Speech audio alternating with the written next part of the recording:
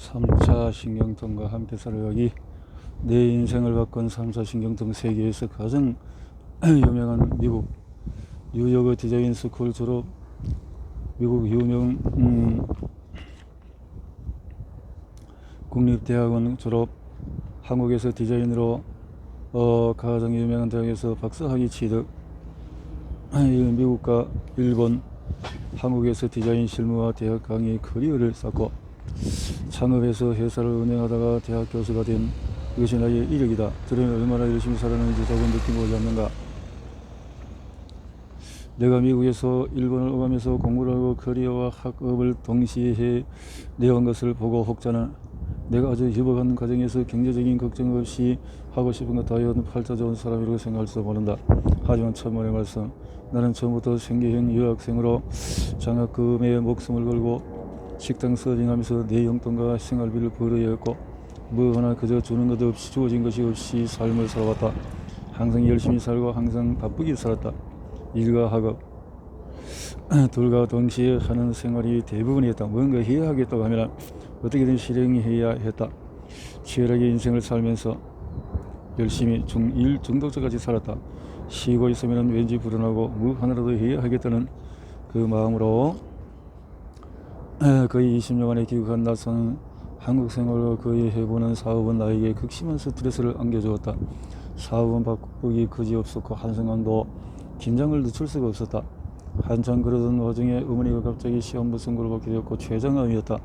나에게서 어머니는 그 어떤 힘든 일에서도 버틸게 해준 나의 우선이자 버팀목 같은 존재였다. 암 선고 6개월 만에 어머니께서 돌아가시자 나는 도저히 견딜 수 없는 충격과 고통을 겪어야 했다. 나쁜 일은 어깨동무를 하고 너더니 그 와중에 회사 사무실에 불이 나서 거의 전선이라는 큰 사건이 발생하자 나는 사는 게 사는 것 같지가 않았다. 그러나 그럼에도 사업에서 손을 뗄 수 있는 상황이 아니라 계속 일을 해야 했다. 그때 나는 스스로를 느끼기를 외상으로 말한다면 거의 죽다 살 정도로 큰 교통사고를 당한 사람이 그냥 억지로 일어나서 아무런 조치도 취하지 않은 채 자연적으로 낫기를 기다리는 듯한 느낌을 계속 받았다. 그리고 뭔가 큰 병이 올 것 같은 그런 예감 같은 두려움이 계속 나를 지배했다. 계속되는 스트레스 속에서 나는 몸이 점점 약해져감을 느꼈다. 그러나 병원 검진을 받아도 어디가 나온 것이 없었다. 당시 나는 학벌과 사회적인 명예, 재정적인 상황 뭐 하나 크게 부족한 것이 없이 승승장구하는 듯했다. 그래서 나머지 인생도 그렇게 계속 이어질 줄로 의심치 않고 열심히 살고 있었다. 내 몸은 더 이상 나의 정의하는 철저한 나의 지배자가 되었고 내 몸은 내가 스스로를 더는 혹사시키지 못하게 엄청난 통증으로 나를 걸지는 듯했다. 3차 신경통이라는 듣지도 보지도 못했던 이 희귀한 난치병은 나로 하여금 그동안 힘들게 챙겨왔던 모든 것들 하나씩 내려놓기였다. 내려놓는 것뿐만 아니라 그때까지 내가 너무나도 당연시했던 일생생활에서도 신기할 수 없게 만들었다. 나는 내 열심 성격을 다시 발휘하여 내 병을 고치고자 또 치열하게 공부를 시작했다. 박사 논문 준비하는 것처럼 도서관 사이트에서 3차 신경통이라는 키워드로 나오는 모든 책과 논문 등의 자료를 섭렵했다. 책의 저자가 치료하는 경하는 경우에는 어디든지 찾아갔다. 하도 여기저기 쫓아다니다 보니 수많은 곳에서 수많은 사람을 만났다. 그들이 다른 것을 소개해주면 또 찾아갔다. 이 세상에는 어디서 듣지 못한 다양한 대체 치료와 기능식품이 얼마나 많은지 모른다. 비용이 1000만원 단위는 어떻게 나가는 것도 많았다. 돈도 돈이지만 그에 들어가는 시간은 또 얼마나 많은지. 내 병은 신경과에서는 약물, 신경외과에서는 수술로밖에 방법이 없었다. 나는 약물도 싫고 수술은 더더욱 싫었다. 그래서 그 외에 기능의학 계열의 가능성이 있어 보이는 개인 병원을 찾아서 여기저기 열심히 다녔다. 그 중에 한 병원에서 전체적인 내 몸 상태를 검사한 후에 결과를 보면서 의사가 나에게 스프린도 조였다 풀었다 해야 망가지지 않고 오래 가는데 어떻게 이렇게 조이기만 하고 살았냐라고 했다. 그 병원은 전쟁이가 아니니 내가 어찌 살았는지 알 수도 없는데 검사 수치로 그런 것이 나오는 모양이었다. 나는 그 와중에 사업을 했고 내가 그 다음 목표로 했던 교수가 되었다. 교수가 되는 것은 결코 쉬운 일은 아니었지만 임명이 되고 나니 정말이지 너무 좋았다. 내 천직을 찾은 듯 했다. 나는 교수가 되고 나서야 내가 전혀 사업가 체질이 아니었다는 것을 알게 되었다. 원래부터도 후학들을 가르치고 조언하고 도와주는 것을 좋아하는 성격이라 강의는 너무 즐거웠고 학생들과 있는 시간은 행복했다. 근데 내 인생에 또다시 복병이 등장했다. 이번엔 내가 노후 대비를 위한 투자한 호텔이 문제였다. 나는 한국에 기후에 창업을 한 이후에 이래 꾸준히 부동산 투자를 했다. 내 시간 내 노동력으로 벌어들이는 돈으로 계속 비노동 수익을 창출하려고 노력했다. 나는 내가 나중에 건강을 잃는 날, 일을 할 수 없는 날이 오리라는 것은 꿈에도 상상하지 못했다. 그러나 사람은 자신도 모르는 어떤 예감이 있는 것인지 모른다. 내가 그나마 건강했을 때 부지런히 만들어둔 비노동 수익의 파이프라인은 나중에 내가 일을 할 수 없게 되었을 때 나를 지켜주었다.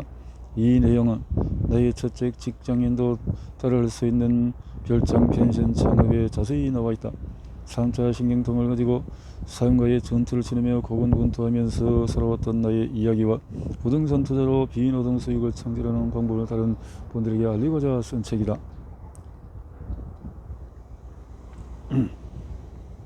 그동안 여러 채의 부동산 거래를 하면 사는 것이 번거로워 내 마지막 투자라고 생각하는 투자한 분양형 호텔에 문제가 생겼다. 여기서는 이 문제를 해결하고 본의 아니게 나섰다가 생지옥을 경험했다가 정도로만 이야기하겠다. 나는 3차 신경통으로 인해 역사적으로 생지옥을 맛봤다고 생각했다. 그런데 이번에는 호텔로 인해서 정신적인 생지옥을 경험하게 되었다. 이건 정말이지 말도 안 되는 일이었다. 내 운명은 그렇게 흘러가고 있었다. 가장 큰 문제는 3차 신경통이라는 병이 정신적인 스트레스의 가장 취약한 병이라는 것이었다. 호텔에서 별의별 일을 겪으면서 내 병은 악화 일로를 걸었다. 건강하게 멀쩡한 사람도 생명이 날 정도로 주독한 환경이었는데 나는 말할 것도 없었다. 가족과 주변 사람들이 나보고 건강하지 못한 사람이 이게 웬 말이냐, 빨리 돈이고 뭐고 다 간두고 생각하지 말라고 날 미치며 말렸다. 이게 돈의 문제였으면 나도 돈 따위는 일찌감치 포기하고 그냥 도망갔을 텐데 이것은 돈의 문제가 아니었다. 내가 가장 소중히 여기는 인생의 가치와 정의, 그리고 책임감의 문제였다. 이것은 일이라는 표현보다는 전쟁이라는 표현이 딱 맞는 나날들이었다. 나는 여름방학 3개월 정도만 올인해서 일하면 일이 해결될 줄 알았는데 그것은 나의 오산이었다. 개강을 하고 나서도 일주일에 10시간 정도만 강의하면 나머지 시간은 자유롭게 쓸 수 있었으므로 계속 호텔 일에 매달릴 수밖에 없었다. 그런데 수백 명의 같은 부동산을 샀다는 것 외에나 어떠한 접점도 없는 다양한 사람들이 모인 그곳은 가히 인간 시장이었다. 내가 생전 보지도 못한 불효 사람들이 득실거렸고 마치 드라마나 영화에서 불법한 별의별 일이 다 벌어졌다. 나는 이러한 극심한 스트레스 상황에서 통증의 롤러코스터를 타며 점점 몸도 마음도 엉망진창이 되어갔다. 그전까지는 그래도 강의를 하는 등 내 커리어는 어떻게든 관리하며 지내왔는데 호텔 일로 계속 극심한 스트레스를 받아 통증은 더더욱 기승을 부리기 시작했다. 급기는 강의하다가 통증으로 강의를 중단하는 일까지 벌어졌다. 있을 수 없는 일이었다. 나는 전직으로 생각했던 교수직을 길게 해보지도 못하고 떠나야 할지도 모른다는 예감이 들기 시작했다. 지금 생각하면 나도 왜 그랬는지 모르겠다. 호텔 일은 그 누구도 나에게 강요한 일이 아니니 내가 그냥 안면월사하고 나 몰라라 하고 떠나버리면 그만이었다. 그러나 그럴 수 없었다. 나를 믿고 있는 사람들에 대한 죄책감이 나를 짓눌렸다. 그리고 뻔히 불의와 부조리가 판치는 것을 보면서도 외면하고 도망간다면 평생 스스로를 용서하지 못할 것만 같았다. 예전부터 있을 데 없이 강한 책임감이 스스로를 더욱 힘들게 만든다는 것을 알면서도 그리고 앞에서 총대를 메고 총알바지가 되는 스스로의 성격에 이가 갈릴 지경이었지만 어쩔 수가 없었다. 끝내는 앞에 나선 나를 해하고자 하는 쪽에서 내가 재직하는 대학에 전화를 계속 걸며 테러에 가까운 행동까지 저질렀다.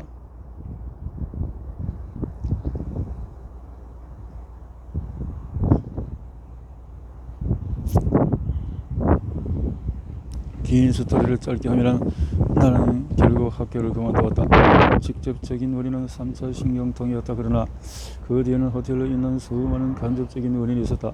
개강을 앞둔 어느 방학 나는 통증이 너무 심해서 아예 입을 번 것도 할 수 없는 상태가 되었다. 옆에 있는 사람과도 카톡이나 문자로만 대화할 수 있었다. 이런 상태에서 강단에 선다는 것은 더는 불가능하다고 볼 수밖에 없었다. 이제 와서 호텔 일을 그만둔다고 해서 나아질 수 있는 상황도 아니었다. 호텔과 학교 중에서 선택할 수 있었다면 나는 당연히 학교를 선택했을 것이다. 미친 것이 아니라면 그것이 당연했다. 그러나 강단에 서는 것을 생각만 해도 공포가 몰려왔다. 너무 늦었다. 더 이상 나에게는 선택권이 없었다. 나는 학교도 그만두고 그동안 디자인계에서 활동하던 수많은 학교와 단체도 그만두었다. 그때까지의 모든 인간관계를 다시 정리하기 시작했다. 아니, 내가 잠수를 탔다고 하는 것이 정확한 표현이다. 수십 년을 쌓아왔던 디자인 전공에서 커리어를 완전히 접으면서도 미련도 생기지 않았다. 나는 나에게 주어지는 운명에 순응하기로 하고 담담히 받아들였다. 물론 이렇게 되기까지는 정말 많은 부침과 굴곡이 있었다. 그러나 그런 인생의 굴곡과 고난한 나를 확실하게 성장시켰다. 가장 고독한 병이라. 3차 신경통은 고독한 병이다. 그 누구도 이해하기 어렵고 옆에서 도와줄 방법도 없이 오롯이 혼자서 견뎌야 하는 병이다. 힘들어. 같은 일 한국에 가족도 없는데 누군가 옆에 있어줬으면 하는 간절한 바람과 누가 있어도 더 힘들 뿐이라는 생각이 혼란스럽게 교차했다. 너무나 외로웠다. 고통은 절대 남이 이해할 수 있는 종류의 것이 아니다. 나는 혼자서 집에서 컴퓨터로 일을 하는 경우가 많았기에 나를 아주 밀접하게 가까이 보는 사람에게는 내가 아픈지도 몰랐다. 어느 날 나는 다른 3차 신경통 환자들과 함께 교류하고자 하는 마음에 인터넷 카페를 개설했다. 생전에 듣지도 보지도 못한 3차 신경통이라는 병명 진단을 받고 통증이 올 때마다 혼자서 견딜 수 없는 고통을 견디며 버틸 때마다 카페를 만들어야겠다는 생각을 했다. 서양의학으로는 완치가 불가능하다는 얘기를 듣고서도 언젠가는 나을 수 있으리라는 믿음을 가지고 좋다는 것은 다 쫓아다녔지만은 다시 통증이 올 때마다 은수하는 절망과 우울, 무기력한 분노, 삶의 끝마저 놓고 싶어지는 통증. 아마도 다른 환자들 떠나는 대로 통증기를 버티는 여러 가지 노하우를 가지고 계시겠지요. 겉으로는 거의 티도 안 나다 보니 남들은 저희가 겪는 고통을 알기도 어렵고 이해하는 것은 더더욱 불가능할 것입니다. 바쁘게 살다 보니 이제야 카페를 열게 되었습니다만 이곳에서 서로 최선을 다해서 지식과 경험을 공유하고 서로 지지해주고 격려하는 모임이 되었으면 하는 마음입니다. 또한 많은 분들이 완치할 수 있다는 호언 장담이 지푸라기라도 잡는 심정으로 전국을 다니며 돈과 시간 노력을 쏘았을 것입니다. 양방에서 완치가 안되다 보니 좋다는 것은 이것저것 다 해보고 돈은 돈대로 쓰고 결국 병은 낫지도 않고 제가 그래왔습니다. 노력은 해야겠지만 그래도 헛된 미혹에 쏟지 않도록 하기 위해서 우리 환자들의 경험과 정보의 공유가 중요하다고 생각됩니다. 그럼 지금 저 한 사람 시작합니다만 많은 분들이 공유해 주시면 감사하겠습니다. 워낙 드문 병이라 회원수는 매우 천천히 그렇지만 꾸준하게 늘었다. 환자나 가족만이 가입한 가능한 폐쇄 카페인데도 지금은 8,000명이 넘는 회원을 가진 커뮤니티가 되었다.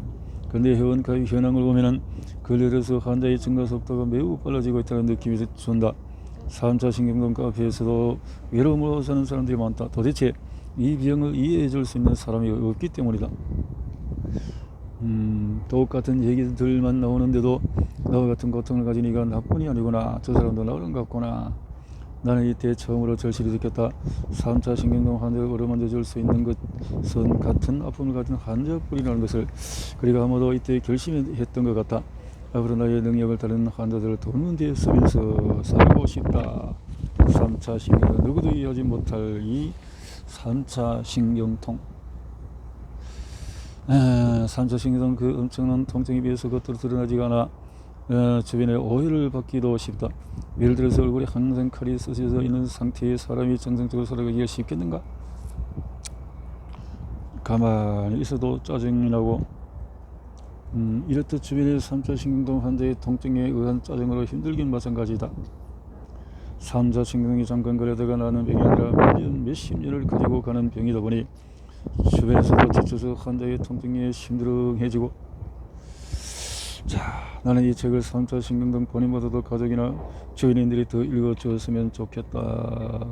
3차 신경통. 힘드는